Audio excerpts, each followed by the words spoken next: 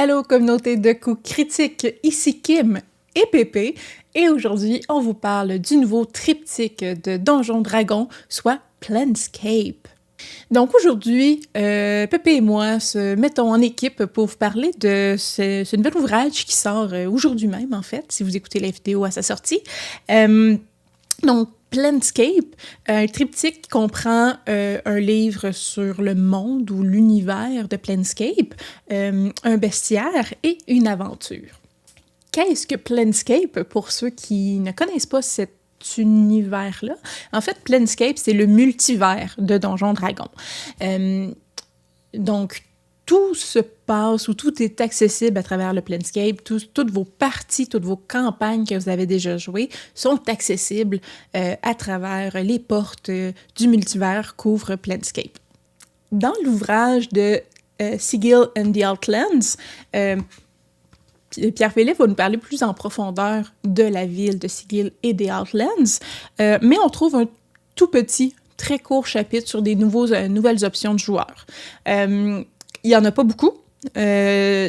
Principalement, on a 2 nouveaux backgrounds liés à des personnages qui viendraient de cet univers-là, on pourrait dire, donc de Sigil ou des Outlands, qui, les backgrounds, dans le fond, donnent un feat particulier à ces personnages-là, beaucoup liés au fait de pouvoir justement traverser les portes du multivers facilement.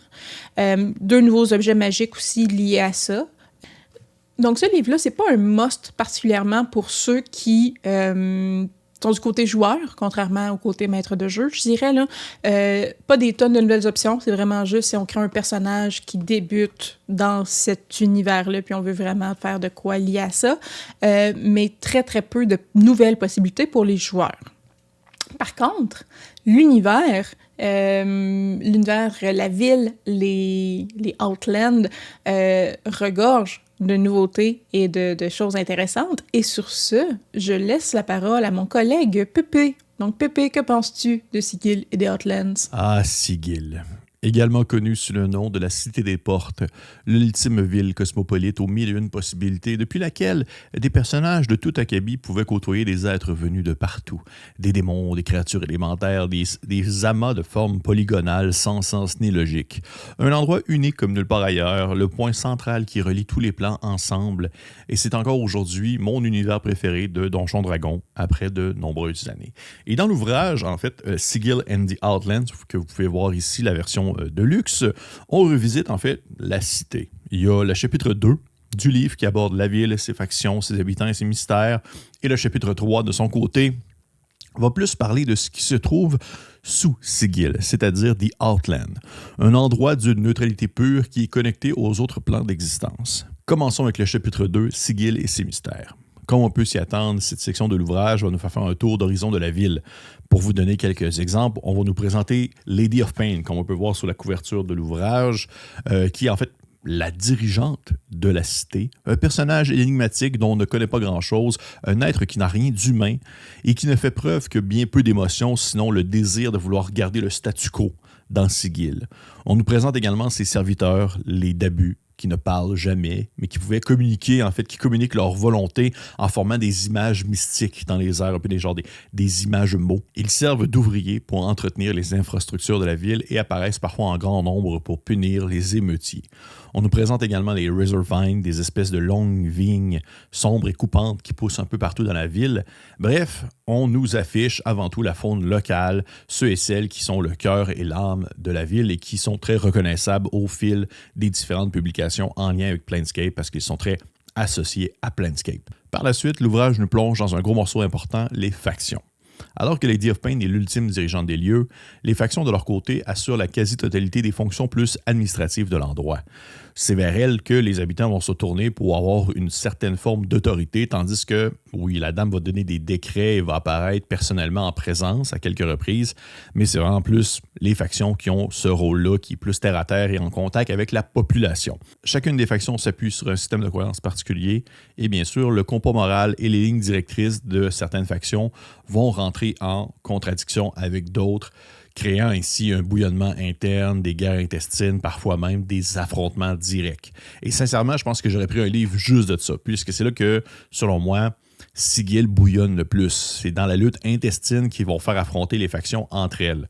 Et je vais vous présenter un peu rapidement celles qui sont mentionnées dans l'ouvrage. On nous parle entre autres de les Athars, qui croient que les dieux ne sont que des êtres puissants et qu'il existe une véritable puissance singulière. Il y a la Bleak Cabal, ou les Bleakers, comme on peut les appeler, pense qu'il n'y a pas grand sens à découvrir dans l'univers, mais seulement le sens que vous lui donnez. Il y a les Doomguard qui croient que le but de l'univers est l'entropie et que tout finira par s'effondrer et se décomposer. Et il y a les Fates qui croient ce que les gens peuvent prendre et retenir. Et il y a la fraternité de l'ordre qui pense que la loi régit l'existence et que les gens doivent à la fois la suivre et l'exploiter. Il y a le Hands of Havoc, qui sont des anarchistes qui cherchent à détruire les institutions rigides. Il y a l'Harmonium, qui pense que l'univers ne sera parfait et en paix que lorsqu'il sera uni, que cela vous plaise ou non à tout le monde. Il y a les Heralds of Dust, qui croient que tout le monde est déjà mort et que cette vie n'est que la prochaine étape. Il y a les Mercy Killer, qui croient que la justice est absolue et que personne ne doit s'y échapper. Il y a les Mind's Eye, qui sont en fait, pour cette édition-ci, la combinaison des factions Believer in the Scourge in the Sing of One, qui croient que l'univers façonne les gens, mais que les gens peuvent façonner l'univers à leur tour et atteindre ainsi la divinité. Il y a la Société des Sensations, qui croit que la vérité de l'univers ne peut être qu'obtenue qu'en vivant toutes les expériences possibles, qu'elles soient bonnes ou mauvaises.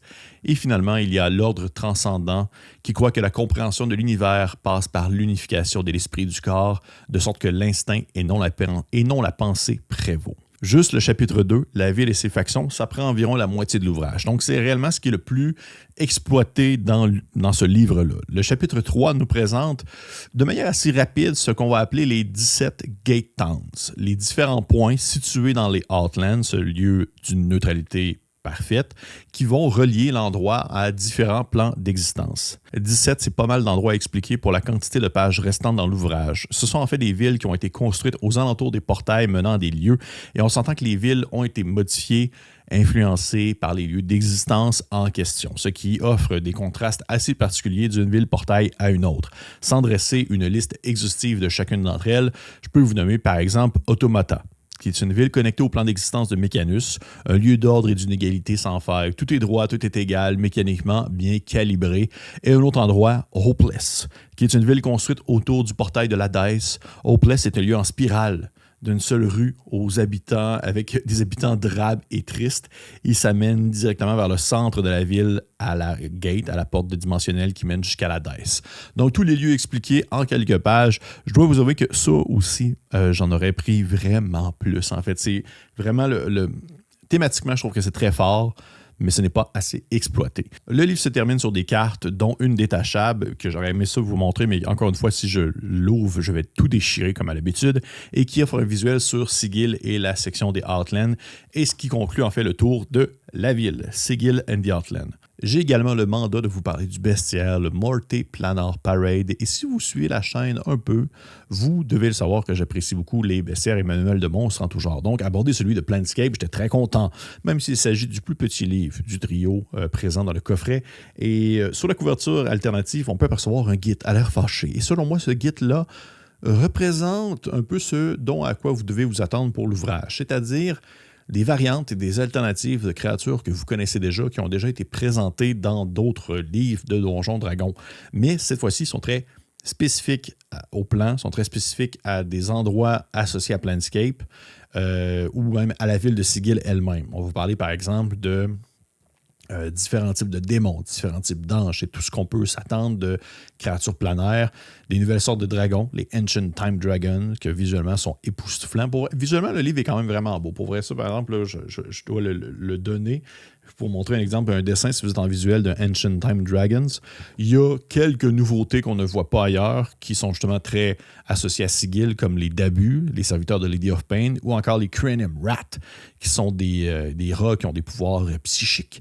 Et aussi, on nous présente, entre autres choses, les Modrons, qui sont des petites créatures mécaniques présentes dans Mechanus, un des plans d'existence très reconnus de Planescape, et dont ils sont aussi présents dans une aventure, si jamais vous avez l'occasion, là, je dis ça de même, si vous avez l'occasion de regarder l'aventure La Grande Marche des Modrons, si vous voulez jouer une aventure de Planescape, celle-là, elle est absolument délicieuse. Mais en soi, comment je pourrais dire, il y a rien là-dedans qui m'a vraiment surpris, côté créature, côté nouveauté. Toutefois, il y a 2 choses que j'ai particulièrement aimées du bestiaire que je dois mentionner.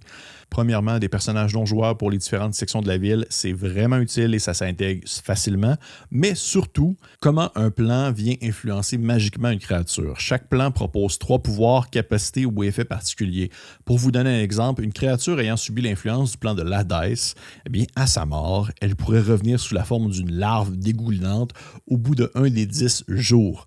Ou encore, une créature venant des Beastlands, un lieu sauvage et primal, eh bien, va posséder des yeux de tracker, ce qui lui permet d'apercevoir les créatures invisibles, sans difficulté. Ça, pour vrai, c'est mon highlight du livre, surtout parce que c'est mécaniquement varié et personnalisable. Alors qu'habituellement, je suis plutôt friand de monstres de bestiaire. Les créatures présentées dans le Morte Planar Parade, le bestiaire pour Planescape, m'ont laissé ni chaud ni froid, excepté peut-être quelques exceptions. Donc, pour l'aventure, le dernier ouvrage du triptyque Turn of Fortune's Wheel, oui, un tour de la roue de la fortune, je vais faire attention, je vais tenter de ne pas... En fait, je ne vais pas divulgacher les événements de la campagne en soi, mais... comme le mentionne le début du livre, ça s'adresse au maître de jeu. Donc, si vous voulez jouer cette partie-là en tant que joueur, avoir un personnage, je vous invite à avancer la vidéo plus vite jusqu'à temps que vous retrouviez la face de notre pépé national.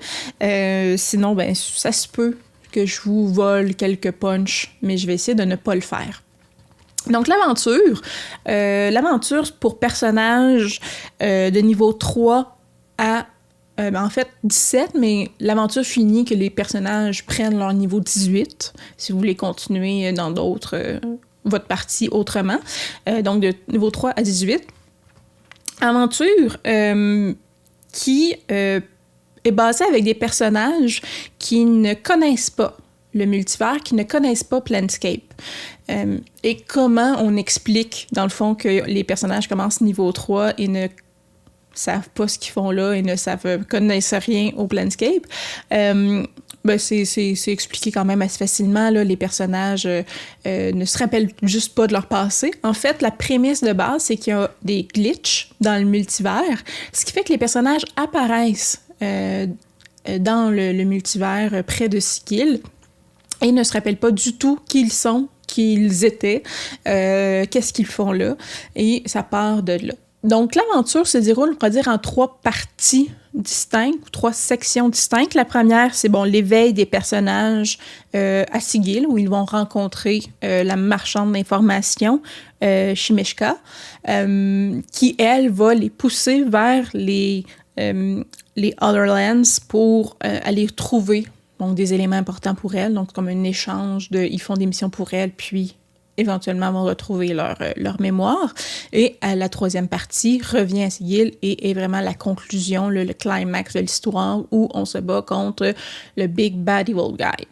Apparaît ici vraiment, on pourrait dire, l'annonce de divulgateur. Donc, si vous avez perduré jusqu'ici, mais vous voulez vraiment être joueur, je vous dirais, attendez que votre maître de jeu vous parle de cet élément-là. Avancez un petit peu plus vite pour la prochaine section. Mais donc, l'élément surprise, on pourrait dire, dans cette campagne-là, c'est parce que, justement, il y a un glitch dans le multivers. Les personnages ont d'autres versions d'eux-mêmes qui existent parallèlement. Donc, lorsque leur personnage meurt dans la campagne, jusqu'au chapitre 14, donc l'avant-dernier chapitre, une version alternative d'eux-mêmes apparaît. Donc, le personnage meurt pas vraiment, c'est juste une version différente d'eux qui apparaît pas beaucoup plus loin. Donc, à la fin du combat, ils disent dans une pièce fermée qu'il n'y a rien, là, donc dans un garde-robe apparaît une autre version d'eux-mêmes. Version quand même différente. Donc, à la création des personnages, une fois que les joueurs ont créé leur personnage, on demande au maître de jeu de leur demander 3 questions. Donc, c'est quoi la décision la plus importante que le personnage a pris dans sa vie ou un point tournant, dans le fond, qui a vraiment marqué ou changé la vie du personnage. Ça peut être aussi, deuxième question à leur demander, en fait, c'est quelque chose que le personnage souhaiterait changer à propos d'eux-mêmes. Et finalement, c'est quoi le trait caractéristique du personnage. J'appelle ça le Nexus Feature. Là. Ça peut être une cicatrice ou une tâche de naissance, ça peut être un symbole ou une pièce de vêtement qu'on va retrouver chez tous les personnages, toutes les versions du personnage, une arme signature ou une pièce d'armure, ou par exemple un style de coiffure ou de maquillage particulier qui fait qu'on reconnaît vraiment le personnage. Donc, il y a un élément qui va lier toutes les itérations du personnage, peu importe la mouture. On offre au maître de jeu que ce soit une surprise. Donc, dès que le premier personnage meurt, on demande à tous les joueurs de créer une autre version de leur personnage, parce que le punch va être volé, là. Donc, le personnage meurt, tout le monde fait leur feuille, puis celui qui est mort reprend un autre personnage pour continuer l'aventure. Et ainsi de suite, là, jusqu'au niveau 14, il y a une rotation de personnages qui se fait... Au chapitre, pardon, 14, une rotation de personnages qui se fait comme ça. Donc, un personnage qui joue paladin peut avoir une itération qui, les choix de vie, ont fait qui est devenu clair, ou qui est devenu druide, ou carrément qui est devenu rogue. Donc, au lieu de sortir, de prendre une voie très loyale, bonne, a décidé d'y aller plus vers peut-être être chaotique ou être neutre ou même evil. Donc, ça permet, et ça, je trouve ça quand même intéressant, puis j'en reparlerai, aux joueurs de jouer plusieurs facettes de personnalités différentes d'une même vie, on pourrait dire. Mais je suis curieuse, parce que on l'a pas encore joué, là, l'ayant pas joué tout de suite, qu'est-ce que ça donne en jeu si on enlève cette peur-là de mourir parce qu'il y a tout le temps une autre version du personnage qui va arriver. Sinon, c'est la grosse surprise, on pourrait dire, le gros punch de cette aventure-là. Pour le reste, c'est l'univers de Planescape. Donc, on retrouve plein de choses un peu hors normes dans les termes de Donjons Dragons. Et ça nous amène vraiment dans cette grand univers-là que Pépé a parlé. Du côté positif, pour ma part, je trouve l'univers franchement fascinant. La ville, l'Alderland, tout ce qui entoure la ville de Sigil, voir un peu derrière les rideaux la vie de tous les monstres et personnages qu'on croise habituellement, je trouve ça super intéressant. Je trouve ça super intéressant de pouvoir comme ça naviguer dans plein multivers, puis les portes que ça ouvre, je trouve ça vraiment merveilleux. Je pourrais dire que ma critique est un peu comme en termes de joueuse, peu de nouvelles options. J'ai déjà dit, là, vraiment peu d'options pour les joueurs, ce qui est correct, parce qu'il y en a déjà beaucoup dans D&D 5e édition, mais c'est pas un game changer pour les joueurs, on s'entend.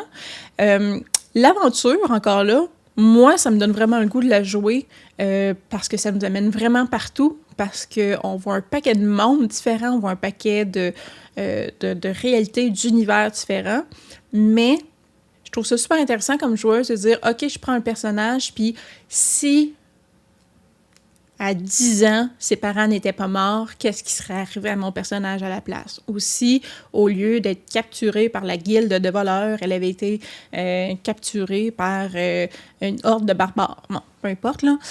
Mais de voir comme un même personnage avec des traits qui vont venir en changeant un élément de sa vie, comment le personnage au complet joue. Donc, ça, je trouve ça super intéressant.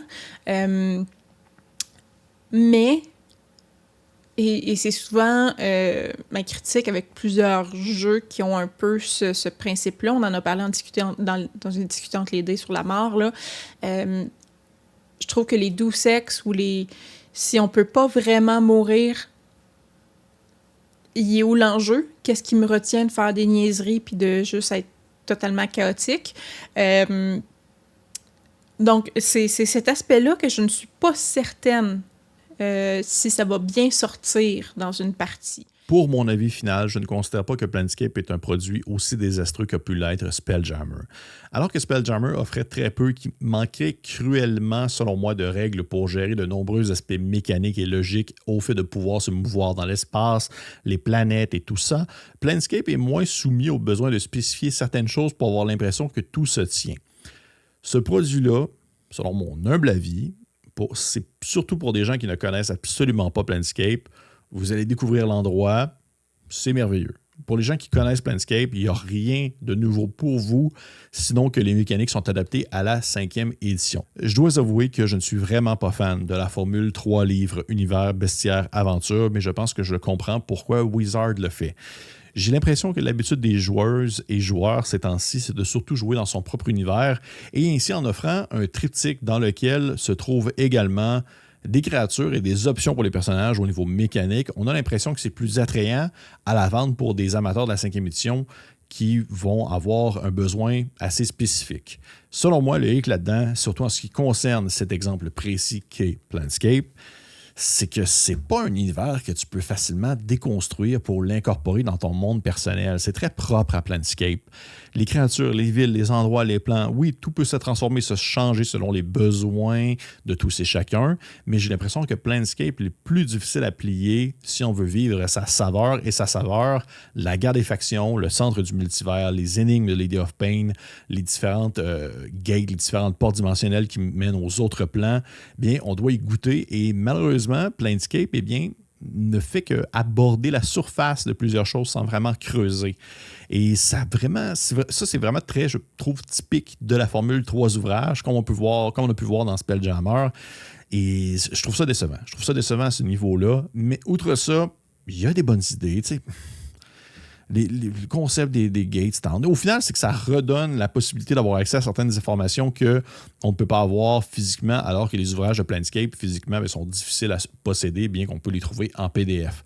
Mais c'est pas excellent. Je n'ai pas trouvé ça incroyable, mais c'est pas non plus catastrophique. C'est dommage à dire, mais je m'étais un peu habitué à ça, au produit officiel de Wizard of the Coast.